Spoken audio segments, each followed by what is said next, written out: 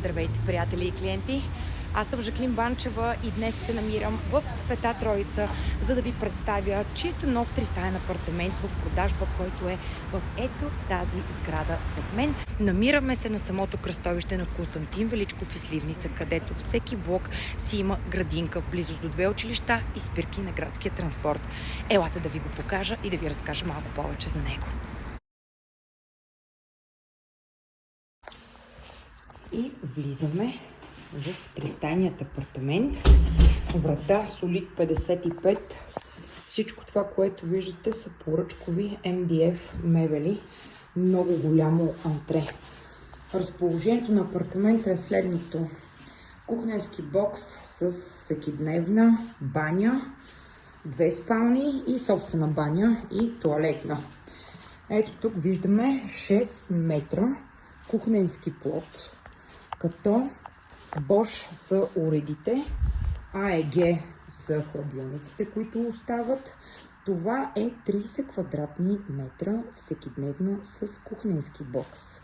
Като имаме към него тераса, която гледа към озеленения парк и едното училище.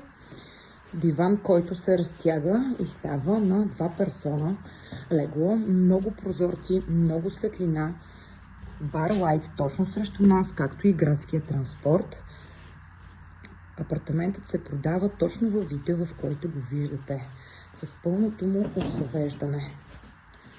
Така, преминавайки насам, ще ви покажа първата баня и туалетна. Ето я и нея, много елегантно изпълнение. Лири, отопление на ТЕЦ. Всяка стая. Това е в момента работен кът, но действително е 14 квадратни метра спалня. Току-що съм я замерила, точно толкова излиза. Ето пред вас всичко е озеленено и центъра на София съвсем близо. 8 минути пеша е до метростанция Константин Величков. Ето я и родителската спалня.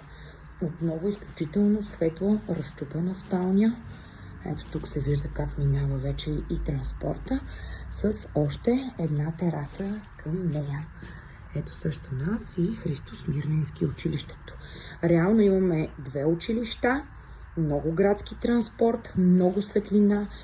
Изложението е изток, север, запад от към хола и към тази родителска спалня имаме и собствена баня и туалетна с прозорец.